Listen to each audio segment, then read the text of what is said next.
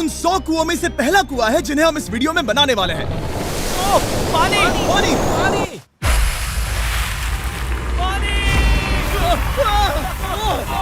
आपने अभी अभी केन्या के एक छोटे से गांव को पीने के पानी का अनलिमिटेड सप्लाई मिलते हुए देखा, वो भी सिर्फ 1 सेकंड में। अभी एक कुआं बना है और 99 बाकी है। आपको ये वीडियो बहुत पसंद आएगा। इन 100 कुओं को मिलाकर 5 लाख से ज्यादा लोगों को पीने का ताज़ा पानी मिलने वाला है। केन्या की इस साइट पर कुछ कुएं बनाने के बाद हम नाइरीरी स्कूल सिस्टम के साउथ में गए और कह सकते हैं कि उन्हें हमसे मिलकर बहुत खुशी हुई। क्या हाल है? मैंने ऐसा नहीं सोचा था। स्वागत के लिए शुक्रिया। समझ नहीं आता कैसे रिएक्ट करूं। बहुत बहुत शुक्रिया दोस्तों। हमारे आने पर इस गांव ने हमारा जोरों से स्वागत किया और नोलन इसमें थोड़ा खो गया। नोलन जैसा अजीब इंसान मैंने कभी नहीं देखा और ये मेरी गलती नहीं है। और फिर वहाँ का स्कूल देखने के बाद ये रहे हमारे मेहमान। क्या हाल है? दिन अच्छा बीत रहा है ना?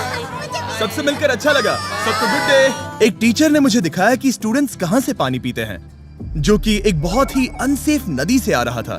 तो आपके स्टूडेंट्स यहीं से पानी पीते हैं? हाँ ये बुरी बात है। हाँ, स्टूडेंट्स हमेशा डायरिया जैसी बीमारी, टाइफाइड जैसी बीमारी की कंप्लेंट्स करते हैं क्योंकि वो ऐसा पानी पीते हैं। तो हाँ। हम कोशिश करते हैं, पर देख रहे हो ना, अब क्या कहा जाए। पर क्या करे, जिंदगी तो जीनी ही है और पानी तो सबको चाहिए होता है। जाहिर है कि इनकी हालत सच में बहुत खराब है। असुरक्षित पानी पीने से इन बच्चों की जिंदगी बहुत कम होती जा रही है, पर कम से कम इस गांव की मदद करने की हम पूरी कोशिश करने वाले हैं। क्या पता ये मुझे फिट आएगा या नहीं। मेरा सिर बड़ा है। देखते हैं पानी मिलता है या नहीं। ओह, ओह। बारिश हो रही है, क्या नजारा है।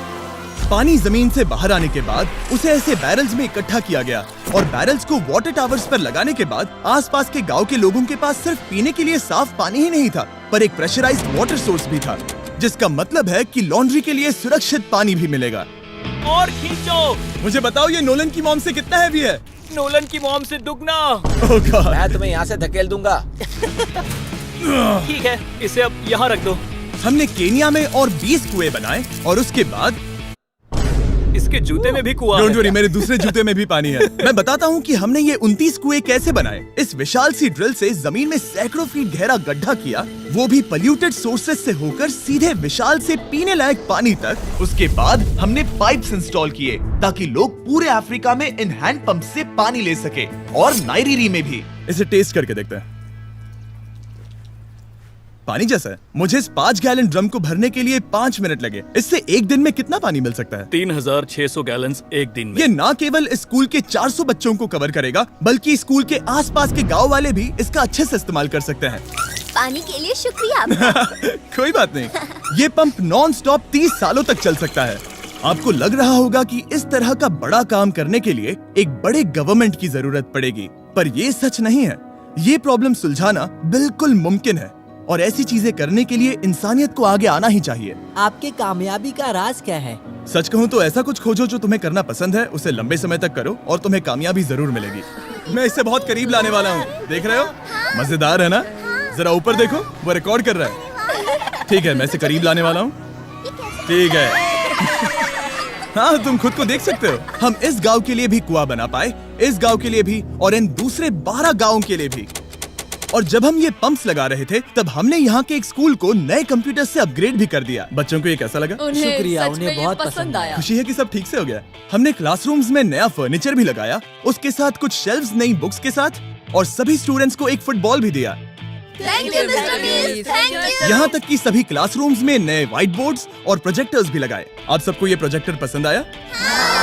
हम चौक का इस्तेमाल कर रहे थे जिससे बहुत डस्ट होता था, लेकिन आज सब कुछ साफ है। हमें इस बात की खुशी है। कोई बात नहीं, इतना तो कर ही सकते हैं। पर जब हम 45वें कुएं की साइट पर गए, तब एहसास हुआ कि वहाँ का हाल और भी बुरा है। जब भी उन्हें पानी की जरूरत पड़ती थी, तब उन्हें जंगल से 1 मील खतरनाक रास्ता तय करके जाना पड़ता था, जो एक विशाल सी पहाड़ी से जाता है।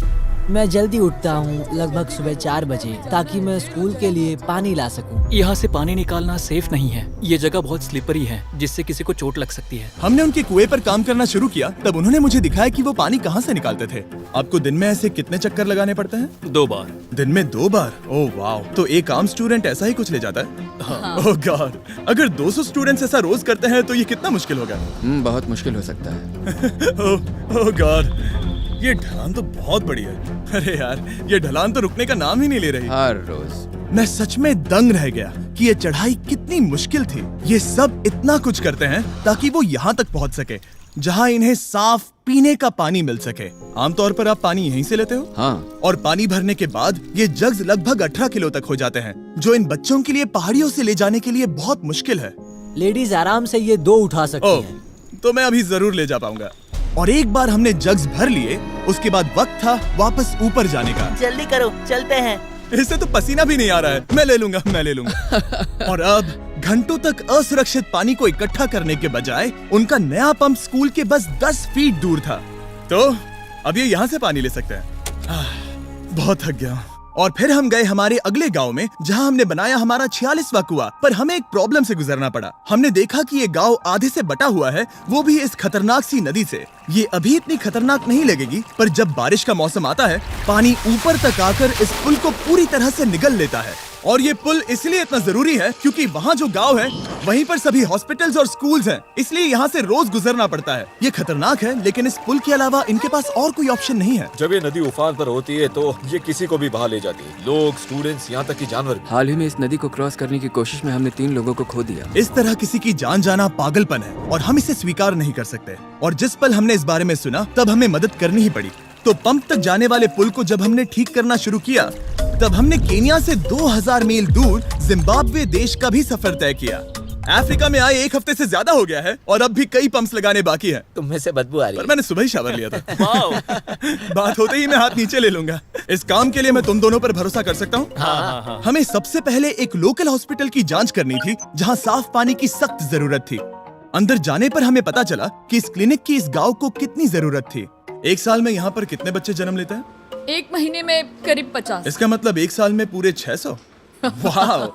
पर दुख की बात यह है कि इन प्रेग्नेंट महिलाओं को सिर्फ पानी लाने के लिए 1 मील तक जाना पड़ता है और इन भारी बकेट्स को लेकर वापस आना पड़ता है। पर अच्छी खबर ये है कि हमने इनकी पैसों से मदद की यहाँ पर एक मॉडर्न पंप लगाने के लिए। संभाल के, ठीक से पकड़ो। और अब बस देरी थी इसे शुरू करने की। ठीक है नोलन, क्या तुम तैयार हो? मैं तैयार हूँ। ओवर। मुझे एक ड्रामेटिक जूम इन दो। नोलन, मैंने बटन दबा दिया है, ये काम कर रहा है? पानी आ रहा है। आप जाकर चेक करना चाहेंगे? हाँ। वहाँ पर? हाँ, चलो चलिए, चलते हैं। लोगों को पानी मिलता देख मुझे आखिर बहुत अच्छा खुशी हो पानी रही मिल ही है। गया। ये सच में एक कमाल की बात है। हमारा नोलन एक प्रोफेशनल डांसर है।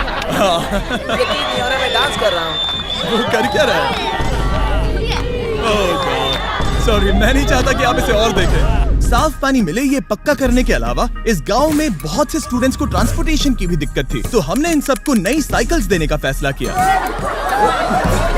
बच्चे बहुत ज्यादा हैं, पर हमने साइकिल्स भी उतनी ही खरीदी हैं।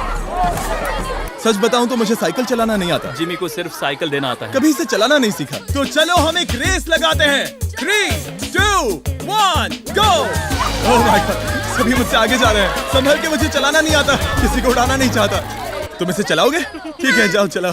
ओके।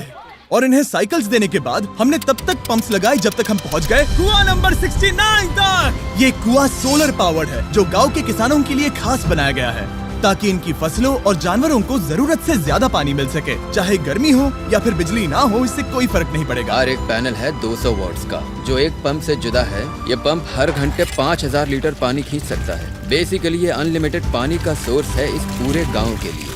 ये बहुत बढ़िया है। और जिम्बाब्वे छोड़ने के बाद हम चाहते थे कि अफ्रीका की सभी कम्युनिटीज को पानी मिलता रहे, इसलिए हमने और कुछ पंप्स बनाए युगांडा में, सोमालिया में और कैमरून में। कैमरून में हमने क्या क्या किया ये देखने के लिए फिलैंथ्रोपी चैनल पर हम जल्द ही एक वीडियो अपलोड करने वाले हैं। इन गाँव में वक्त बिताने पर मुझे एहसास हुआ कि पंप्स लगाना कितना जरूरी होता है।